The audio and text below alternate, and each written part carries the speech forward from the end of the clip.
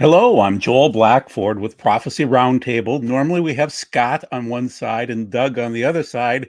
It looks like Scott is driving through Atlanta right now, and Doug is doing some family time. So that's wonderful.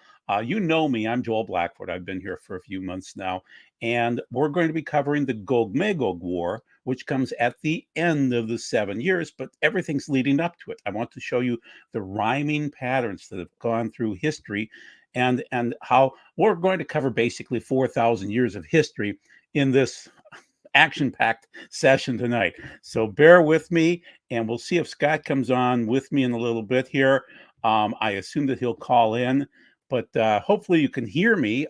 Would somebody please answer? Let's do it this way. Haman is part of the story, so write Haman and Boo if you can hear me. Hopefully you can hear me just fine. I know that we're live, and so hopefully you can see the screen properly too. So rather than checking in, let's see here. Maybe I should just check one more time and make sure that private chat. No. Comments. Here we go. All right, let's see. No, I don't see any comments yet. So while we're live, and hopefully you can hear me, and hopefully everything is working out just fine. So the main thing is, again, I'm Joel Blackford, and I'm going to be covering this Israel versus first Gaza and now Iran war. And I'm saying that it's all related to a Purim war that's 4,000 years old. And so, oh, good. Somebody just checked in. And so thank you, Terry. Can you hear me? Would you write Haman and Boo? Okay, which is the typical Purim story. So what I'm arguing tonight throughout all the rhyming patterns is that in every generation there's a Haman, a Haman, and a Hitler, there's a Gaza, there's a Khomeini, say from Iran. They're hoping to eradicate the Jews. And so what I want you to be able to see is that this pattern, and I hear you, thank you very much, I really appreciate it. So basically this pattern continues on and on and on, and the players are important. The players have moved over the last 4,000 years. Shalom to Elizabeth. So the main thing is these things are shifting constantly, but the players will play out. And let me switch it over to this screen. There we go. Whoop, too far.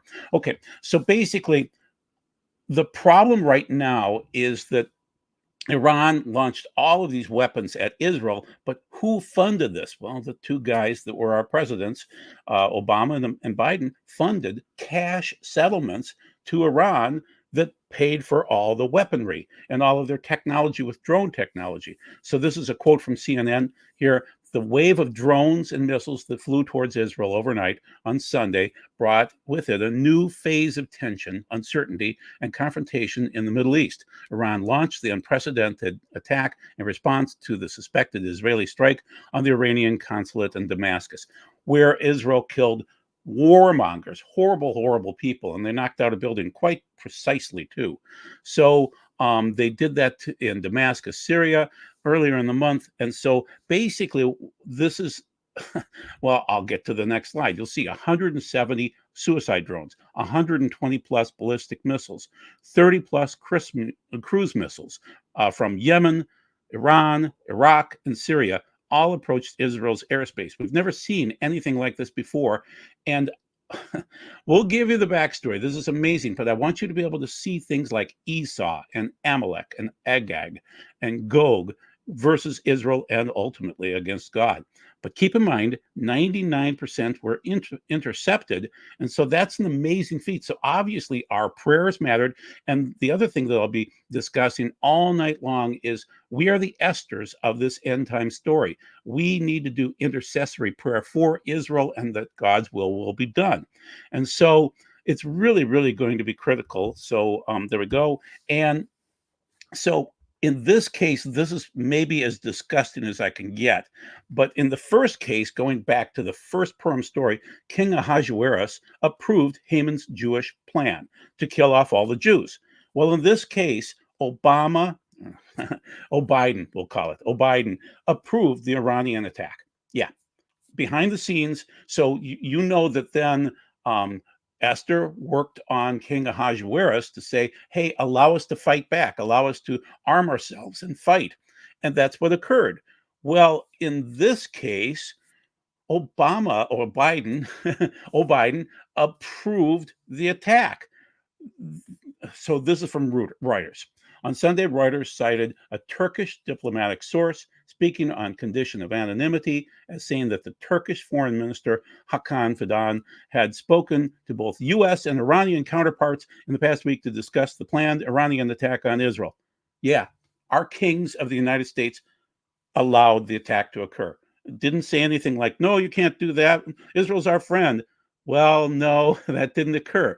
So the bottom line is that you've got the same story playing out time and time again. So I'll show you the original story from Purim, but basically, in this case, our kings did the same thing that King Ahasuerus did, okay?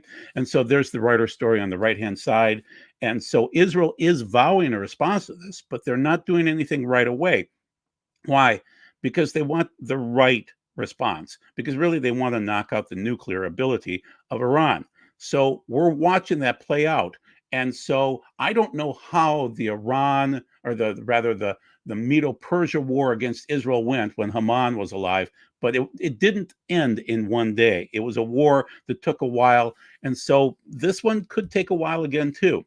So the main thing is on your side, as I mentioned, you're intercessors, you're the Esthers, you're involved in the storyline. Esther had to go confront her king and ask for mercy.